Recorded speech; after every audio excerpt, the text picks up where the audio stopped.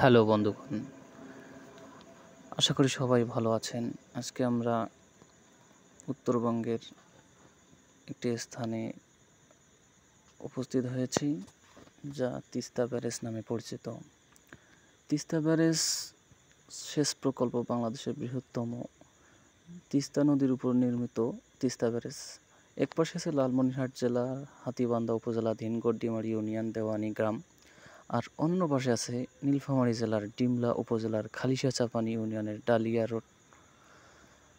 রংপুর, দিনাজপুর, নীলফামারী ও বগুড়া জেলার অনাবাদি জমিতে কৃষি সুবিধা প্রদানের জন্য 1937 খ্রিস্টাব্দে তৎকালীন সরকার তিস্তা ব্যারেজ তৈরির পরিকল্পনা গ্রহণ করেন। পরবর্তীতে 1979 সালে 615 মিটার দৈর্ঘ্যের 44 রেডিয়াল গেট বিশিষ্ট তিস্তা ব্যারেজ নির্মাণ গেট কাজ শুরু হয়, যাহা শেষ হয় 1990 সালের শেষ দিকে। সুপ্রিয় বন্ধুগণ, তিস্তা ব্যারেজের নদীর দুই পাশে গড়ে তোলা হয়েছে সবুজ বেষ্টনী। এছাড়াও ব্যারেজ এলাকায় রয়েছে কয়েকটি পিকনিক স্পট। ব্যারেজের কালো পিচের রাস্তা ধরে ছুটে চলা কিংবা চারপাশে পরিবেশ মন ভোলানো সৌন্দর্য এখানে আগত করে দর্শনার্থীদের এক অলৌকিক মায়া। এই তিস্তা ব্যারেজ আপনি কিভাবে যাবেন, কোন পথে যাবেন, তা আপনাদের অবশ্যই জানা দরকার। রাজধানী কিংবা অন্য শহর থেকে তিস্তা ব্যারেজ যেতে চাইলে আপনার সুবিধা মতো নীলফামারী অথবা লালমনিরহাট জেলায় চলে যাবেন। নীলফামারী থেকে তিস্তার পারে যাওয়ার জন্য রিক্সা, স্কুটার এবং মোটরসাইকেল ভাড়ায় পাওয়া যায়। এছাড়াও ঢাকা থেকে লালমনিরহাট যাওয়ার জন্য বাস অথবা ট্রেনকে বেছে নিতে পারেন আপনার ইচ্ছা মতো। কমলাপুর রেলওয়ে স্টেশন থেকে শুক্রবার ছাড়া বাকি 6 দিনেই এখানে লালমনিরহাট এক্সপ্রেস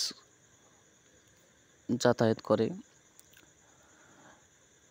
রংপুর এক্সপ্রেস যাত্রা আছে। আসন ভেদে টিকিটের মূল্য পড়বে 635 থেকে 2180 টাকা। এছাড়া গাবতলী কিংবা কল্যাণপুর থেকে নাবিল পরিবহন, এসএ পরিবহন, মানিক এক্সপ্রেস, বরকত ট্রাভেলস, হানিফ শাহ আলী পরিবহন বাস লালমনিরহাটের উদ্দেশ্যে ছেড়ে যায়। এসি কিংবা নন এসি বাসের জনপ্রতি ভাড়া লাগবে 600 থেকে 1600 টাকা পর্যন্ত।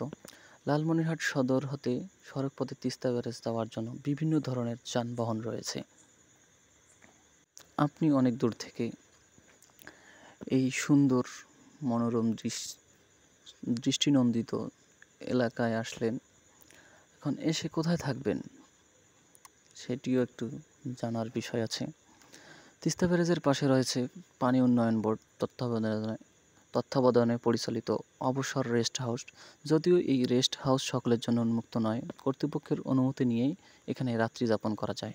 এছাড়া রাত্রি যাপনের সুবিধার্থে আপনাকে নীলফামারী অথবা লালমনিরহাট জেলায় চলে যেতে হবে। কোথায় খাবেন এটাও একটা বিষয় আছে। তিস্তা ব্যারেজের কাছে বেশ কিছু খাবার হোটেল আছে, রেস্টুরেন্ট আছে। এদের মধ্যে Rahmani hotel and food corner, Mohammadia hotel and restaurant, বিসমিল্লাহ হোটেল অ্যান্ড রেস্তোরাঁ, টাঙ্গাইল মিষ্টি ঘর,